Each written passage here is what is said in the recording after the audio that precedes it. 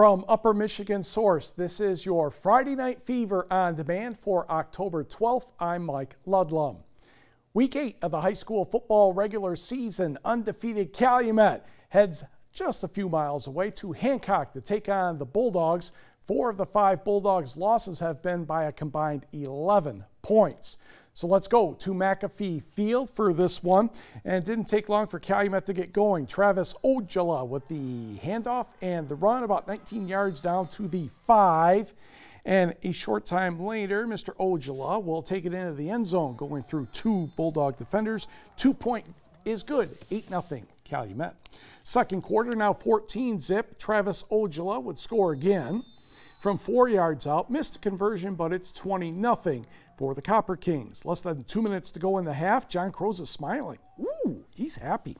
Hancock quarterback Holton Solani looking downfield, but Ethan Newman says, you will go down and you will not like it. Loss of 22 and more smiling by Coach Crows. 11 seconds left in the half. Brent Locust fakes the handoff, looking for Matt Ojala. And Matt catches that one almost in stride. 56 yards for the score. 28-0. They go on to win this one 36-14 and raise their record to 8-0. Meanwhile, number 1 in the small school poll, Ishpeming entertaining Munising. And Josh Hootery finds Jesse Matson with his touchdown pass in the third quarter. That's the good news. The bad news for Munising, they trailed 36-6 because Ishpeming was doing quite well. Thank you.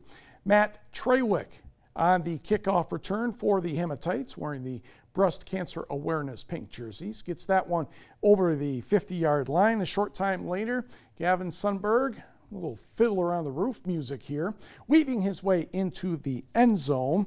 And that puts Ishpeming back into a running clock situation. Ben Pruitt also scored for the Hematites, and they raised their record to 8-0, 48-6 over Munising.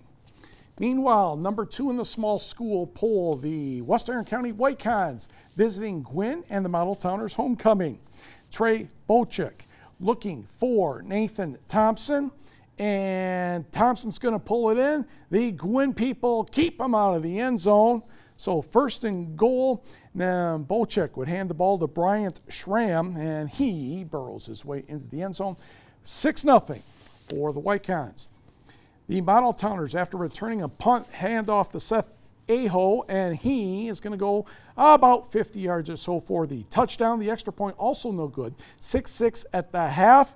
Whitecons scored the only touchdown in the second half, and Western County wins 12-6. Western County now in the postseason. How about the number 3 team in the small school poll, Iron Mountain, entertaining the Lance Purple Hornets. Marcus Johnson for Iron Mountain rolling and finding Colin Vicentainer for the touchdown, and a 6-0 lead for the Black and Gold. Next drive for Lance, 3rd and 25, Reese Wara. A short pass to Terry Reed, and whoops, Mountaineers miss a tackle or two, and Terry is boot scooting. Marcus Johnson's going to drag him down around the 5-yard line with a little bit of help, but Wara would take it in from there. 7-6 Purple Hornets at the half, and then Iron Mountain was mad. And the Mountaineers went on to win 31-7. Next, let's go back to Holton and the new turf as the Gremlins entertain the Negaunee Miners. First quarter, Xander Sapolnik will score for Holton, a 2-point conversion, good, 8-0 Orange and Black. Late in the first quarter, Miners' Jason Waterman rolls out, option, pitches to Eric Edelamaki, and he hits the edge and scores, and the Miners are on the board. Second quarter, Nathan Irva will twist and turn his way to the end zone. Holton's up 16-6. But later, the Miners, 4th down and 2, near the 45, go for it. Option, but this time Waterman keeps. He's going to have his head readjusted right there, but he keeps on going and scores. And the Miners pull away in the second half to take this one 36-16. To the numbers, and we had a couple of forfeits, as you know, this week. Westwood wins over Gogebic, and Norway wins over Manistee. Elsewhere, apparently Johannesburg-Lewiston's pretty good. The Cardinals run away from Newberry 66-18. Sault Ste. Marie's one step closer to the playoffs, 41-7 over Indian River Inland Lakes. It is Rogers City holding off St. Ignace 14-6. And over in Wisconsin, Hurley had a tough night. Pecatonica Argyle, the winner, 56-14. Great Northern Conference, Gladstone Marquette, alleged precipitation at William Hart Stadium. Second quarter, Marquette's Brandon Caskey rolls right. Ethan Martish is open, not by much. That's not bad coverage. Good throw, good catch. 6-0 Marquette, and that was the score at halftime. To the third, Gladstone driving on the Marquette 39. Jared Crow, Bryce Brazo jumps the route and makes the interception. He returns the ball to the Gladstone 39. Next play. Marquette tries to cash in immediately. Caskey laterals to Bryce Brazo. Double pass. They shouted up, and the Gladstone sideline didn't help. Robert Apple, 39 yards for the score. 2-point good, 14-0 Marquette. Gladstone responds. Crow looking deeper this time. Vince Hughes with the grab. Breaks the tackle, 62 yards for the score. Gladstone tied the game in a run by Brody Sandville, but Brady Wright scored a touchdown late for Marquette. They share at least the Great Northern Conference title with a 21-14 victory over Gladstone. Meanwhile, Escanaba in Traverse City taking on the TCC Trojans. And Escanaba quarterback Craig Kameen finds the snap. Then he's looking deep for Benjamin Willis. And Benjamin not only makes the catch, he rolls into the end zone over the defender. Nicely done. 7-0 and a 30-yard score. Krister Karn, yes, from 30 yards on the field goal, 10-7 Eskimos. After the Trojans fumble the kickoff, it's Kameen, Joshua Brunchins, down to the 6-yard line, give or take. From there, Isaac Cooper, 5 yards. And yes, Escanaba, a huge victory. The Eskimos are in the postseason, 38-21. Knocking off Traverse City Central. Oh, we had an OK Corral shootout kind of game between Menominee and Kingsford. It's already 21-14 Flivers when Luke Terrian scores, and it's 28-14 Maize and Blue. Menominee had to give up the ball. Flivers again. Trevor Pulvolo spins, gets a little help from some blockers, and he dashes away. 35-14 Kingsford. Maroons trying to keep this one close. Brendan Harris will cut back inside just slightly. He scores to make it 35-21, but the Flivers offense was in high gear. Kingsford, your winner, 62-28. On the 8-player scoreboard, Pickford blanks Brimley 56-0. Engadine continues its fine season, 30-12 over Rapid River. Forest Park moving right along, 58-12, taking care of Ontonagon. It was Cedarville 28 and Rudyard 6. Stevenson races past North Dickinson 54-13. And Superior Central crossed the border to Wisconsin and came up 2 points short against Wasaukie, 32-30. College hockey, Michigan Tech opening the season at home against defending national champion Minnesota Duluth. Third period, Justin Richards, Parker McKay puts it past Devin Carroll to give the Bulldogs a 2-0 lead at 9:05. Huskies respond about 6.5 minutes later. Gavin Gould will have a slightly wide open net and scores, but the Huskies could not get any closer. Bulldogs take this one 2-1.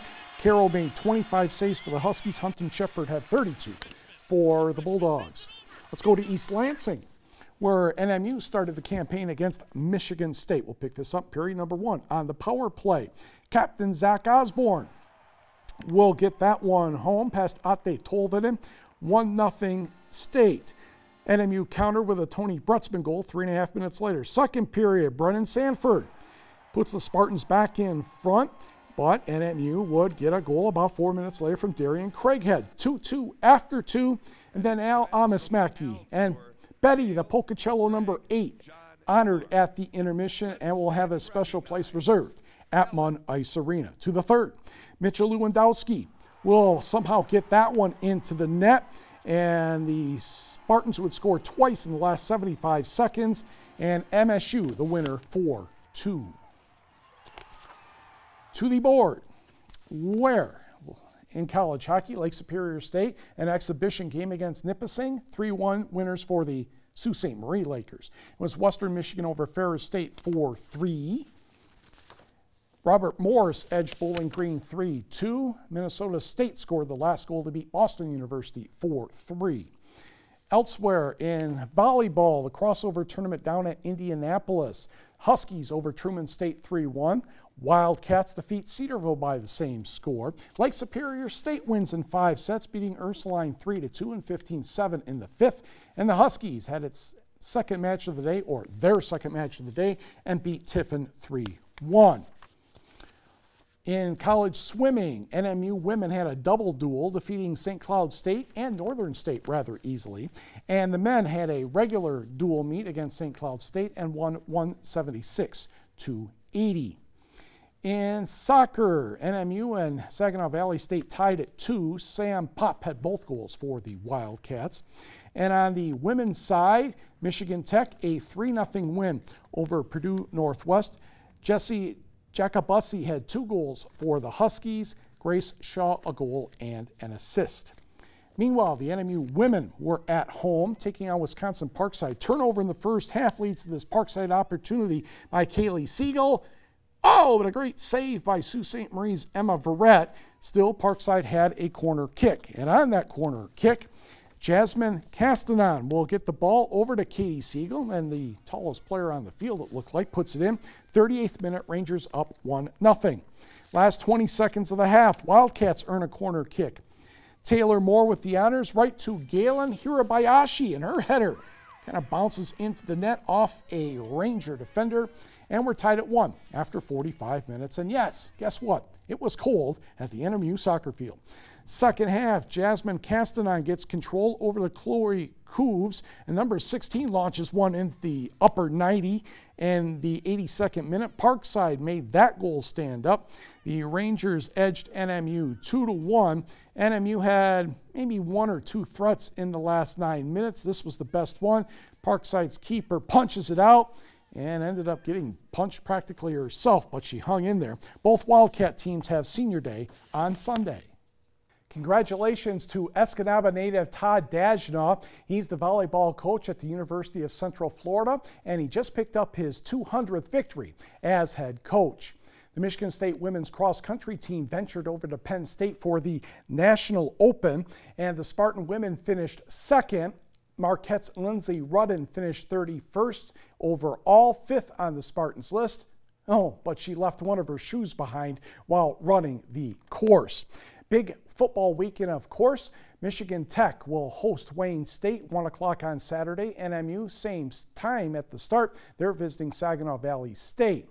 Michigan State visits Penn State. Michigan is at home against, or I should say, Michigan takes on Wisconsin. And Central Michigan hosts Ball State.